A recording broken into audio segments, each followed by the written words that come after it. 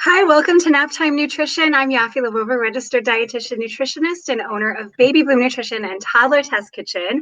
I'm very excited to have the fabulous Stephanie LoPresti with me today. She is a speech therapist in New York, and we have been connecting on Instagram, just talking about early intervention, cooking with kids, and how you can use that for academic pursuits, which is especially important right now when a lot of us are kind of stuck home with our kids and looking for opportunities for academic engagement that is a little bit more organic. And I mean that in the philosophical way, not the fruit and veggies way. So we're going to be talking about cooking together, family meals, and early intervention with speech and communication. Thank you so much for joining me, Stephanie. Thank you so much for having me, Yaffi. We're going to have a good time. Yeah, I'm excited about this. Yeah. So, okay, first, let's start off with family meals. I think I flipped the script because we were talking about starting with cooking together, but this is more like we can do it according to age because family meals can start before kids arrive and then just continue as kids arrive. And I mean, I think a lot of viewers and listeners have a good understanding of the importance of family meals. But let's talk about like, what is a family meal? What does it mean to you when we say family meal? So I love this because it really integrates the reason why we do share meals with family, right? So at a more organic level, when we are having meals with others, we are connecting, right? We're bonding. I often will recommend this even for socialization skills, right? So asking children how their days were or having a conversation even over the meal is not only a bonding experience, right? But it's also makes eating more enjoyable. So, and I noticed this because in my past years, I had about a year and a half where I worked in the hospitals and the skilled nursing facilities. So this is with an older crowd who were the most happy when I went on into the dining room to either eat with them or chat with them during meals. So it's really comes full circle with not only our kids, but us as adults. How do we connect with friends? It's over meals, right? Let's go on out if we can. Let's grab something to eat. Come on over. I'm barbecuing. So not only is it important from a level of just connection, but it's also like a stepping off point to really develop like a relationship and practice socialization and really just shared engagement with your children and your family. And it's so important. And we find that now we're recording this during some parts of the country are opening up. Here in Arizona, we are still very much in lockdown. But earlier on in the lockdown, Samin Nasrat, who wrote Salt, Fat, Acid, Heat, hopefully I got that in the right order, she made an online group lasagna party where everyone made lasagna and went on this like mega Zoom call where everyone ate it together. And it's just because she was trying to push the exact values that you're discussing, that it's connection. And at a time when we feel so disconnected from each other, it's so important to seek outlets for that connection. And so what Samin did with that was try to bring people together through lasagna. I mean, that's delicious and practical. And it turned out to be this amazing experiment. So what we can do is to just be sure to constantly have that atmosphere and that opportunity for connection in our houses. Yeah, and also even if we're talking from, because I'm going to kind of veer into this from a picky eating standpoint, it also, if mom has a different food that's on her plate and baby reaches for it, it kind of encourages more of a less stress and more try it out yourself around eating and eating new foods. Mm-hmm. So not only does it help with socialization, but if we're talking about having a healthy relationship with feeling comfortable in trying new foods with family and friends, it also feeds into that as well. And I always actually recommend that families, even if they are having like a carrot stick with the child, but they're eating with them. Why? Because it makes it more light and more fun and more communicative. And that's really why we share meals with people. besides Yeah. just the nutrition part. So, which is incredibly important as well.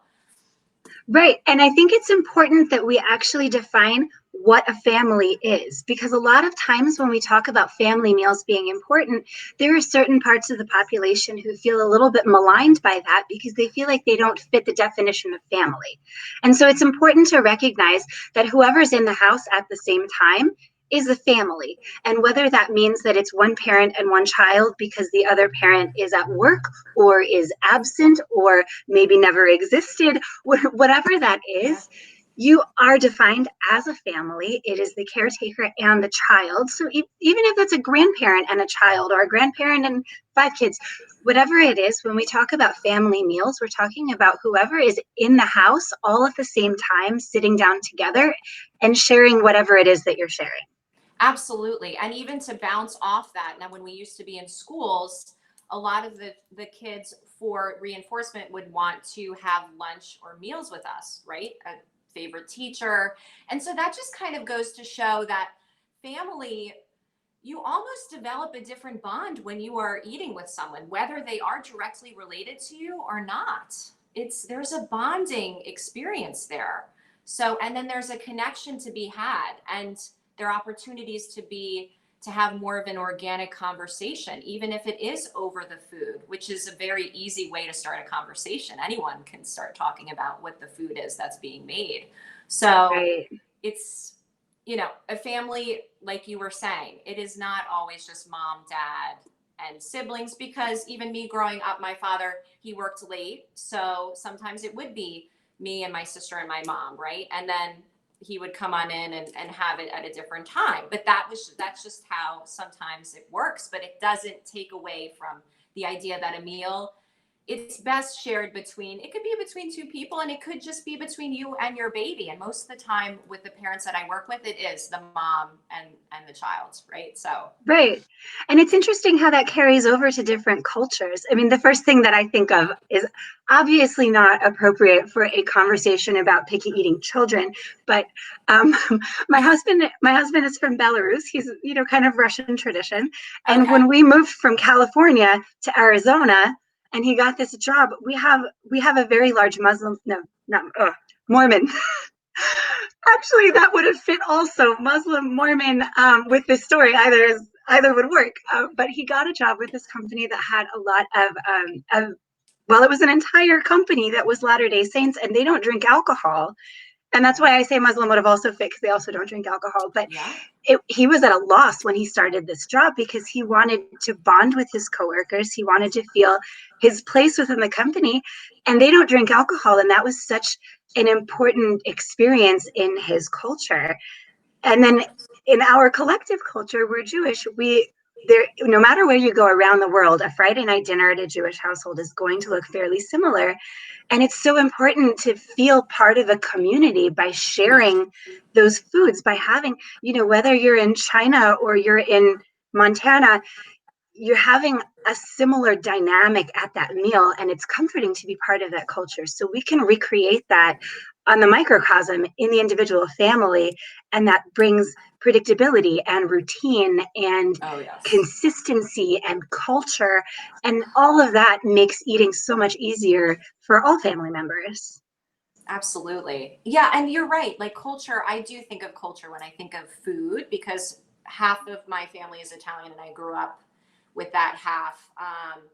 And it's always about the lasagna, right? Or the Thanksgiving meals, or the 7 fishes, right? So there's always a connection over those specific foods, even as Yeah. well. And just kind of, we would have dinners at my grandmother's house. And so that was a routine that we would do and engage in. But it really was I have fond memories of it. And I think it was because everyone was connecting over food. Yes, it's such a connection point. So when we can use that connection and shift it to encourage communication with kids, Absolutely. so the thing is that what we wanted to really talk about today was how to include kids in a way that supports their communication development. And it really does start when they're infants. We don't think Absolutely. about infants at the dinner table because they're not participating as far as eating, but they can participate on other levels. Absolutely. And I have a number of 1-year-olds that will try and eat some of the meals that their parents are having. So even if it's a piece of crab cake, they will reach for it and try it out. And the parents are like, "Hey, that's okay," right? They're still kind of engaging. They have their juice. They're seeing the dynamics. You can even, I mean, with very young children, I'm all about labeling and just embedding language into daily activities. And for just sitting at a meal, there's so many opportunities to do that. Yeah. Yeah.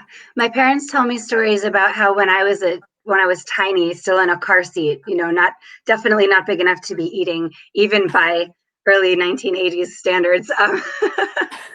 Because we know that the timing of early feeding has shifted in a positive way more toward the 6-month mark. But Yeah. at that point, it might be different. Either way, the story takes place when I was, 1, 2 months old, and they would have me in my car seat on the family table as everyone was eating, just so that I could be there and interact and see faces. And whether or not that is a safe recommendation to have a child in a car seat on a table at this point is beside the point.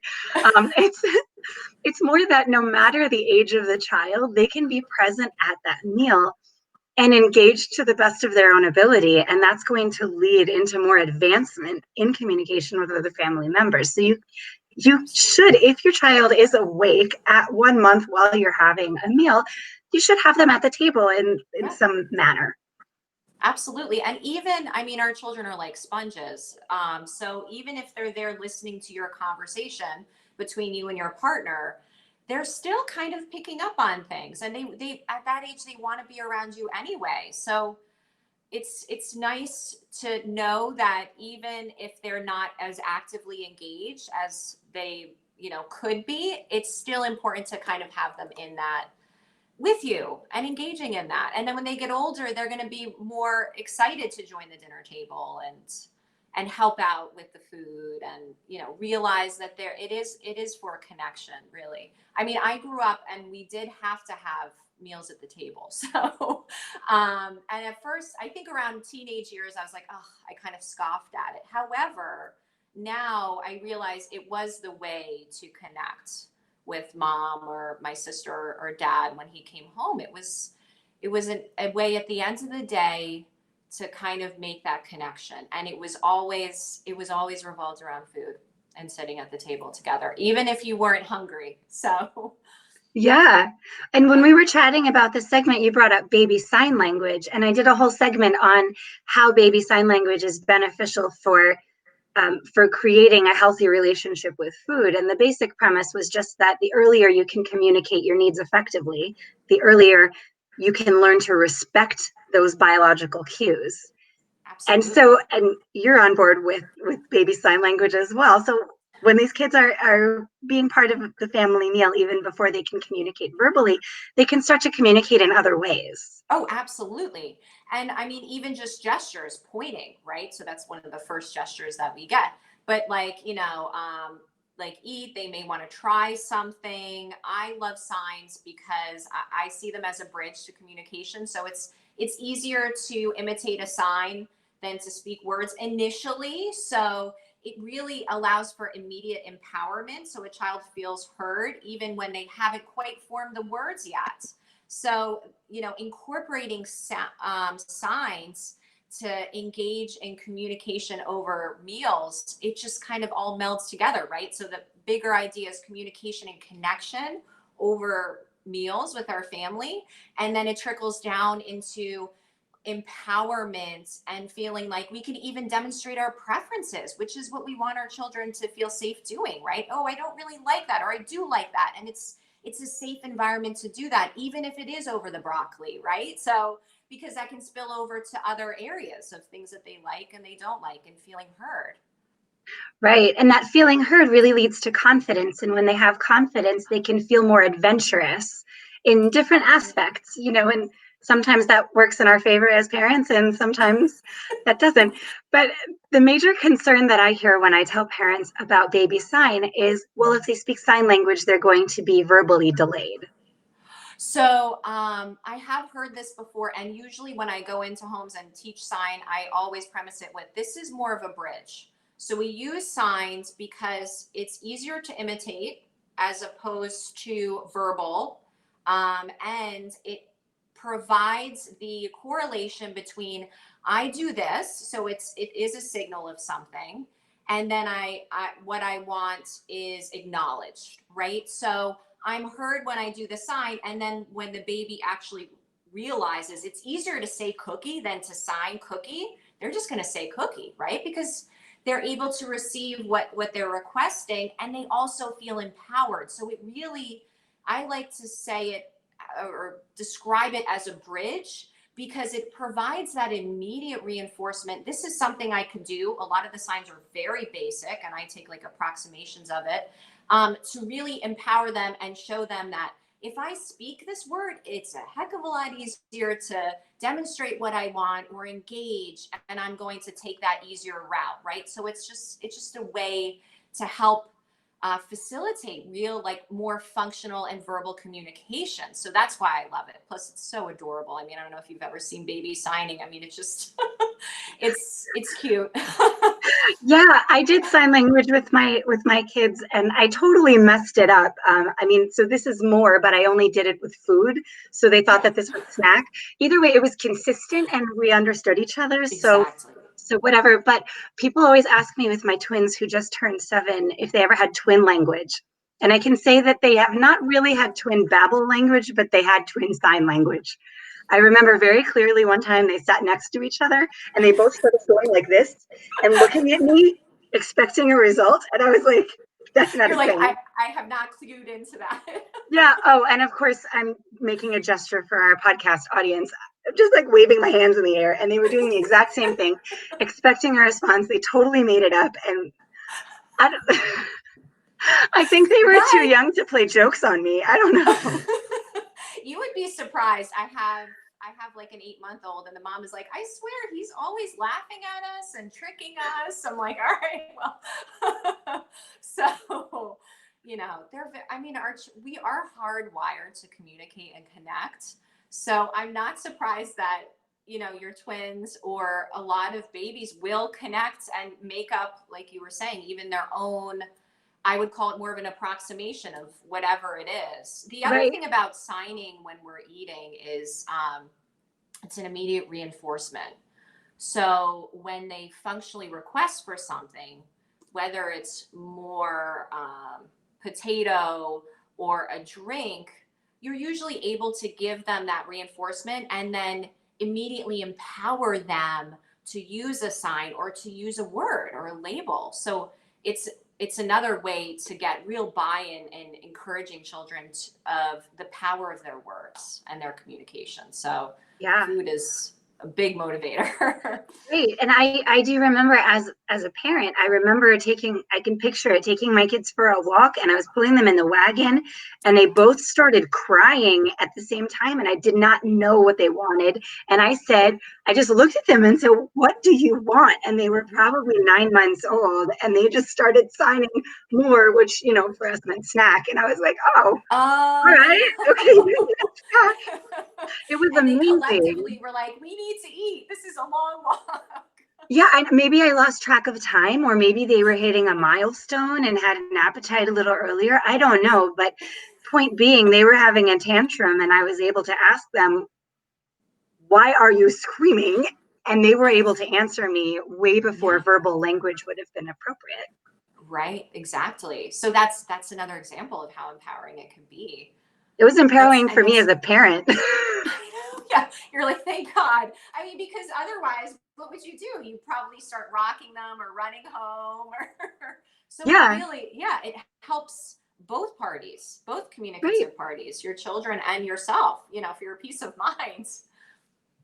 Yes, and Yeah. I would have been checking diapers, and Yeah. there probably would have been something to find, and then I would have thought that that was and it just would have extended. It would have been a very long tantrum if we hadn't had the tool of sign language, and Exactly. that was very cool. Yeah. So Oh. So it's important to communicate. It's important to have methods to communicate. So when they're super little, you're talking in front of them and modeling behavior, how we act to each other, how we communicate with each other.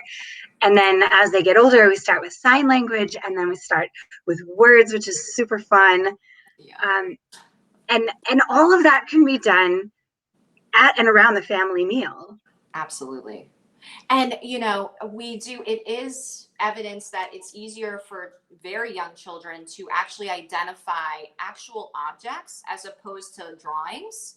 So it's easier to identify the broccoli and the bread as opposed to like a picture of the broccoli and the bread. So they really, it kind of further solidifies not only like pictures, but even words, right? That you put, and then we're talking about pre-literacy in the future. So the basic is the actual item, right? Pen and labeling, and really embedding those labels and the vocabulary expansion in hands-on interaction, even if they are passing or scooping the mashed potatoes. Right. So Right. And they can do that very early. And there was a post recently. Oh, I wish I remember who posted that. It was about how if you have a child who's hesitant and reluctant around food. Okay, I'm circling around saying picky because picky is a harsh label that we try not to give to our kids, because if they hear you use it, then they're going to own it, and then you're really in trouble. So we try more like softer temporary words like hesitant and reluctant and cautious. So when you have a situation with a child who's a little bit more cautious, it's fun to give them that tactile experience, like you mentioned, the broccoli. I love broccoli as a tactile experience. Yeah. But if they start helping scoop mashed potatoes, even for someone else, they're contributing to someone else's joy in food, and that is a major confidence boost for them. I mean, think about if your child has ever made you lunch or breakfast or something. It could be like a total disaster, but they're so proud of themselves. And you can use that by asking a child to serve other people around the table. Absolutely. And you can even do that with a hand over hand thing. So if you have a 12-month-old, for example, who wants to serve themselves or other people, you can use their hand on the bottom and your hand on top to scoop, and that it helps with their confidence, and it helps with their participation in the meal. Absolutely. And you can even do that with cleanup, right? So Yes. let's say they don't want to try that new food. And that's okay, because I'm not sure if the statistic is right, but it takes something like 30 actual exposures before trying a food, which I don't know. I have some kids that will just try it. They'll try anything that you put on their plate, but I have some kids that are more hesitant. So even if they're helping clear the dinner table, right, and scooping it or dumping it into the trash, which kids love to dump from a young age, right? Just throw it in. Even if they're doing that, they're still being exposed to it. So they're touching it. Right. Yeah. And I teach my cooking class, Toddler Test Kitchen, which I hope that gets to start up again soon. But Hannah Eichley, who's a local occupational therapist, who's a feeding therapist, came and observed my class once, and she said, "You're missing an opportunity. You're not having the kids clean up." And I didn't realize I was so focused on the creation of the food and the cooking, which we're going to get into, and the playing with the food. I did not consider cleaning up to be an exposure on its own, and that's a fun exposure for kids. It is. Like I said, even very young babies, they love to dump blocks out. They just love to dump things. So if you can have them do it with the food, even if they are picking it up with their hands, which may even be better with things that they can, because they're touching it, right? And that's better than just kind of having it off to the side and kind of looking at it and not quite sure what it is or what they're going to experience when they take a bite. So that's a fantastic point with the cleanup. So let's get into the cooking together. So we left that off with you're starting to speak, we're starting to use words and communicate, and that's close to a year-ish, depending. I mean, there's a lot of these milestone markers with kids are so crazy because they're all over the place. But let's just say ish. A lot of articles you'll read about cooking with kids say to start at 3 to 5. My class starts at age 2. I recommend in the home starting earlier than that with Yeah, just dropping things into the blender or pushing the exactly. buttons. Yeah, Dumping. So even if you pre-measure the flour, right? Dump into bowl, flour in, and then you could do prepositions. So in, and then pouring. So we have all the actual action packed words that we can use in cooking, which I love. And like I said, even babies can really, a little bit older, let's say around 1 or 1.5, they can dump ingredients into a bowl, and they should, or even maybe try to mix it. Now, are the pancakes going to look that great, or are they not going to be as lumpy? Maybe not, but it's still, you're still accomplishing what we would like out of that, which is real enrichment and embedding language and learning into a daily activity that your children eventually will be doing themselves every day. So, right. We had some particularly lumpy pancakes recently. I was cooking with my little guy who's 3. And so what I did with that was, because it was going to be our breakfast, and we yeah, wanted to enjoy it, I said, okay, now yeah, it's mommy's turn to mix, and then it's your turn of again. course. And so that Yeah. also And then turn reinforces taking taking. turns. Yeah. So There we go. so that's how you fix the lumpy pancakes and you teach another skill. Exactly. Yeah. So I love that too, because you're right. There's a turn taking now, like even with children that are not quite reading yet. So let's say you have a recipe, they can even identify, you can have them. So sequencing is number one. So sequencing is first, then last, right? So everything has a sequence of events. So you can even ask your child, "Oh shoot, did mommy remember to put the sugar in yet? When did we put the sugar in?" And then you can refer back to kind of what the recipe is, or say, "Oh, what sound does that word start with?" And if it's an S, like, "Oh yeah, sugar," right? So it's an S sound. So then you're putting more phonemic awareness, which is what I do with kids as well. And you're embedding that into cooking with your kids. So there's so many ways that you can work on goals that I explicitly teach in more of a natural context. And that's how we learn, right? We learn best when we're not always put on the spot, and when we're playing and having fun and engaging with others. Right.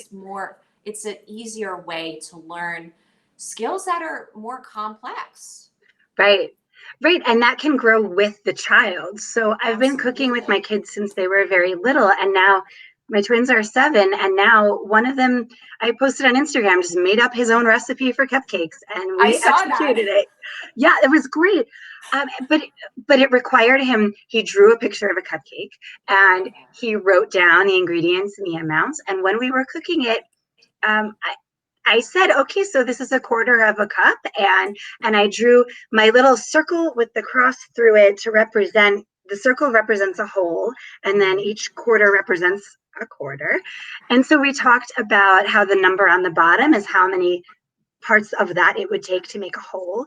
And we talked about, you can talk about addition and subtraction. You can talk about reading. You can talk about multiplication of fractions. It gets Oh yeah. more and more complicated. And as they get older, you can talk about, why do we have sugar in this recipe? It's not just for the flavor, it's actually for texture, it's actually for Mhm. rise. It interacts with the yeast in this way and it lets off CO2 bubbles, which is like the yeast is farting and that's why the bread rises. And these skills just grow with the child, and that's what I love Absolutely. about using cooking as a springboard for academics. And I also love how he wrote out the recipe, because I work with a lot of children on writing as well, right? So you have reading and then you have writing, and writing is can be hard.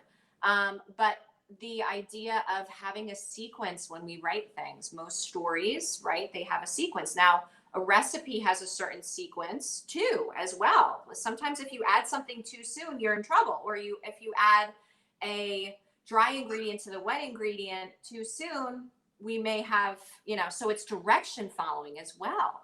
And then, like you were saying, kind of writing. And for me, teaching kids, okay, or even asking what happened first, or what happened at the end, or what is our end goal in this story or in this recipe, right? So we want the cupcake to be, you know, the same consistency of the one that I buy at the store or that mommy makes. That would be the end goal, right? So there's just, I love how you went over the math as well. Yeah, it's Because, just, this is my classroom. I'm yeah. homeschooling my kids now. This is not my choice. And we're just making a lot of cupcakes now. So so Yeah, but you know, I mean, it makes the idea of, I was more of a writer, and some people would say right brain. I don't even know if people actually believe that you're either one side is better than the other. But math was always really hard for me, although I love to bake. And I was able to make more associations in baking, right? Maybe because it was more fun for me to actually correlate math with something that I really like to do, and seeing it, the results in real life.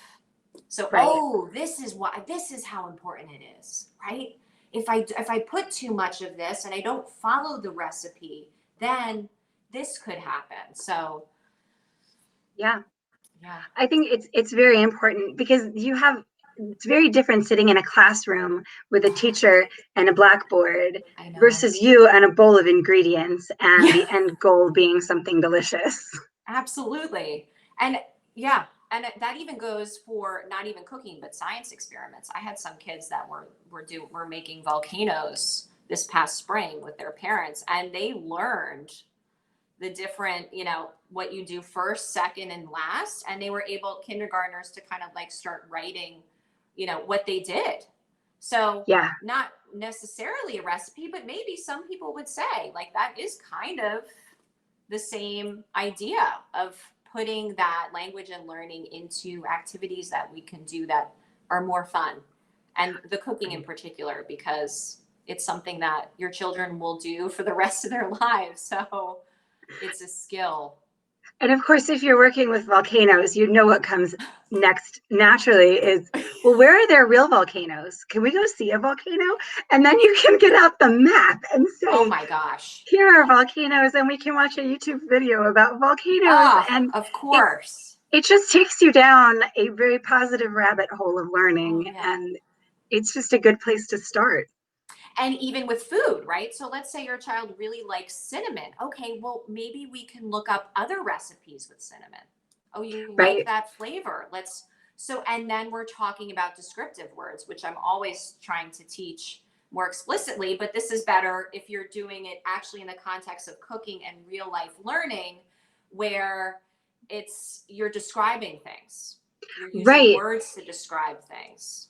Right. So, And actually, Dani Leibovitz just came out with her newest book that's all descriptive words about cooking and wow. food. And it's a whole book that's just like, this is the word. It's so slimy. And then here are all the things that are slimy.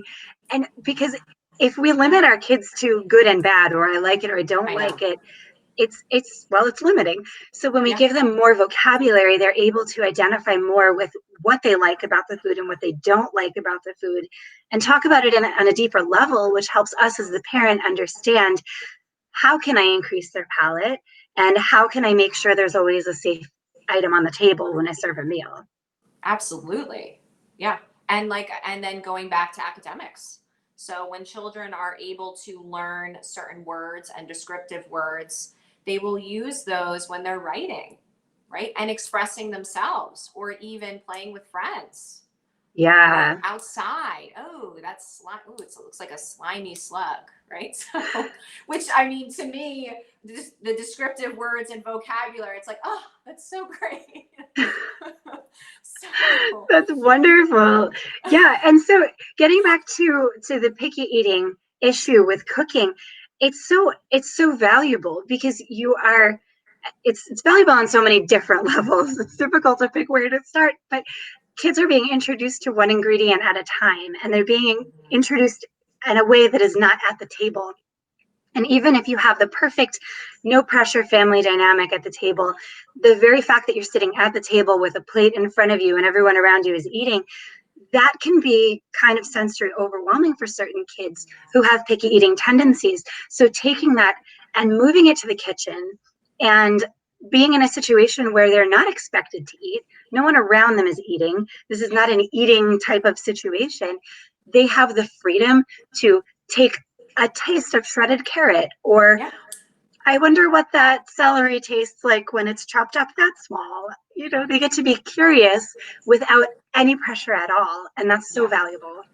Absolutely. Yeah. So as you said, it's the pressure is off. Also, they already know what's in that dish because they've helped prepare it, even if they were dumping the celery in there. So it's not as overwhelming on their plate. Like, oh, I think I chopped that, or maybe I'll even try that, or maybe I won't. But like you said, there's no pressure with the cooking. So, and most people will try things. I don't know about you, but when I'm cooking, I'll be like, how does that taste? Right? The red sauce. Um, there's never an actual, in my family, they're like, you just put a smidge of something. So you have to always taste test it, right? So, when I'm cooking, I'm taste testing, but kids could even do that too, right? So the celery is not in the dish, whatever the dish is, and they may be more willing to try it out. And like you said, there's no pressure. Right. And it's interesting you bring that up. When I do toddler test kitchen, I always keep it vegan. And it's not because I have a particular agenda or because I think everyone should be vegan, but it's because kids taste as you go and you want it to be a safe situation for them. So we don't use I don't use raw meat when cooking with 2-year-olds. Oh my gosh. That's a big one. But also we don't do raw eggs as much as I eat raw cookie dough at home. Which I do. As a healthcare practitioner, I have to say that's a bad idea. Don't do it. I do it. But at the class, one time we were making baked egg rolls, and they were delicious.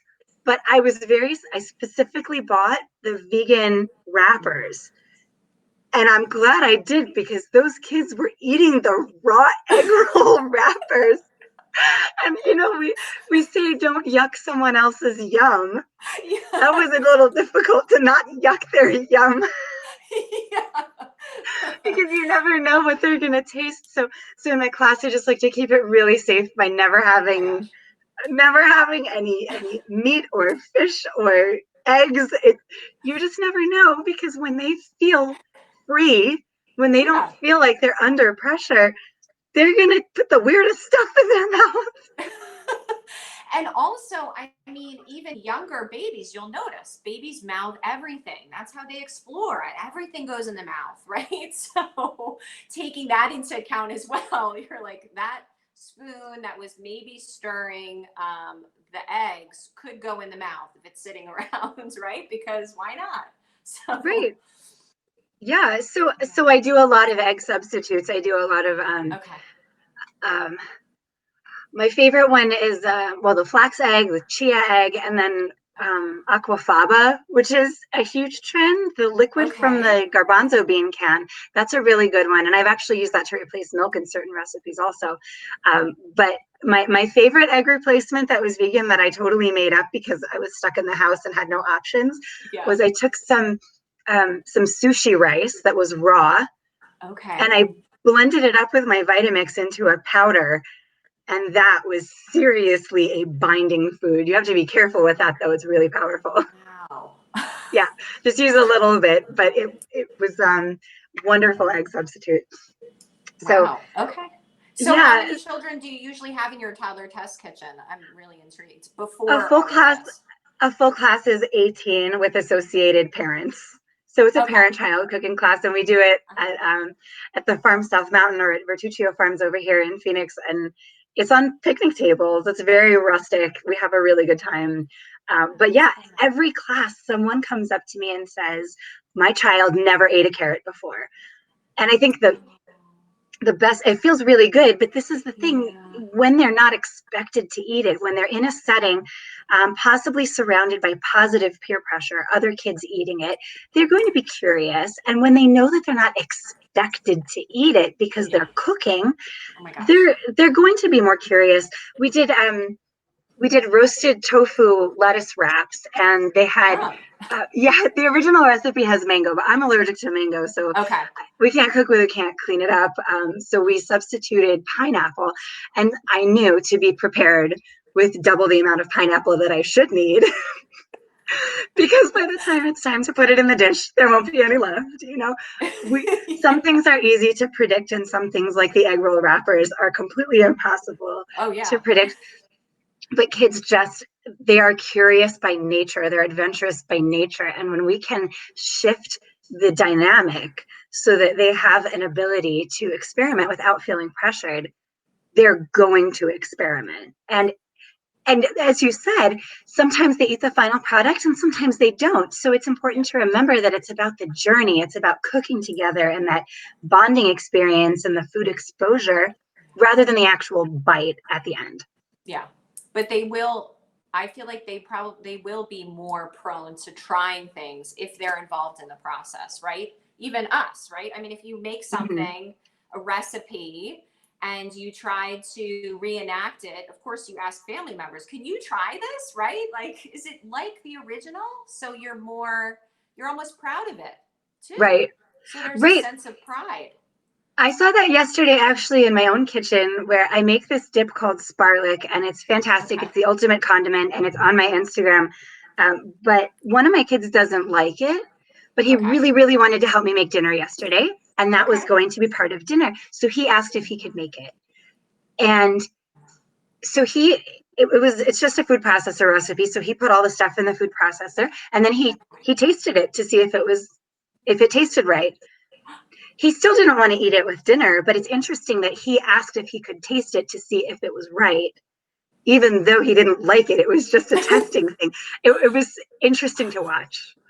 Yeah, because like I said, it's almost like a pride, right? Yeah, I made this. I kind of feel proud of myself. Maybe I will try it because it's something that they've created.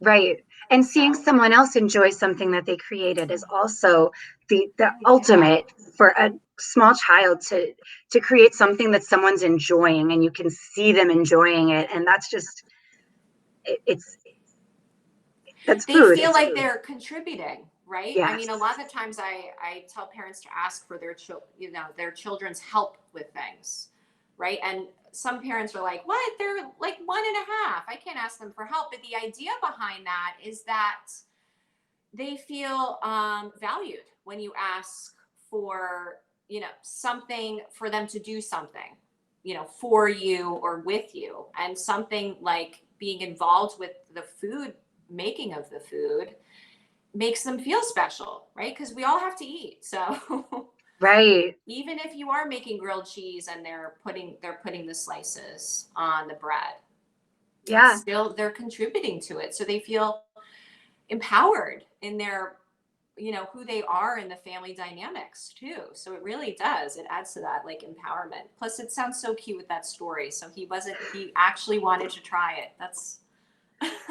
He just wanted That's to try great. it to see if it was right. He didn't have Well, any plan to eat it like when it was dinner time. He just wanted to test it to see that he'd done a good job. And the funny and, thing is that we forgot salt. So oh, there's the salting to taste, right? I think we use that all the time. yeah.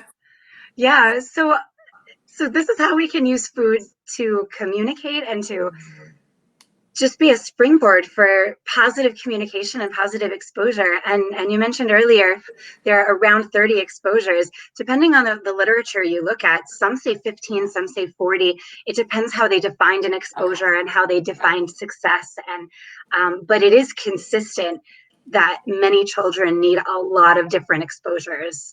And that exposure doesn't only have to come from the table or the kitchen. It can come from the garden or picking a recipe together or going shopping for that recipe ingredients when that's a safe thing to do, and talking about it and singing songs about it, or coloring pages that are fruit and vegetable themed coloring book pages.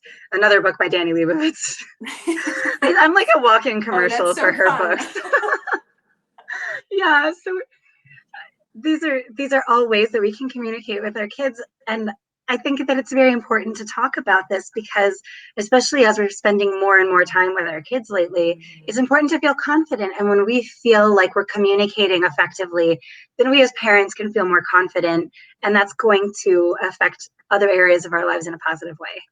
Absolutely. And just feeling reassured that by having your kids help you with the meal in the meal prep, however, in whatever capacity they can participate in, you're really teaching them a lot. There are so many opportunities there.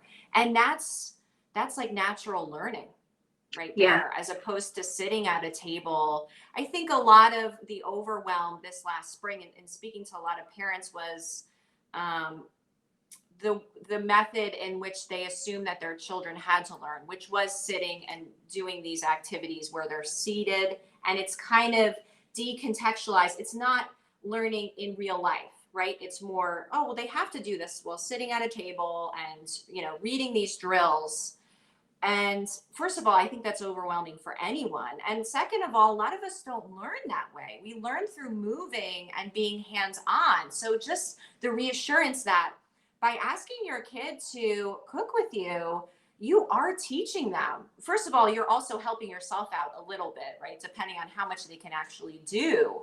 But you're teaching so many skills, the sequencing, the memory, and the recall, which is important, the vocabulary expansion, and then descriptions, and then engaging over the food. I really like things with tomatoes, or I don't really like that, or what did you think of this dish?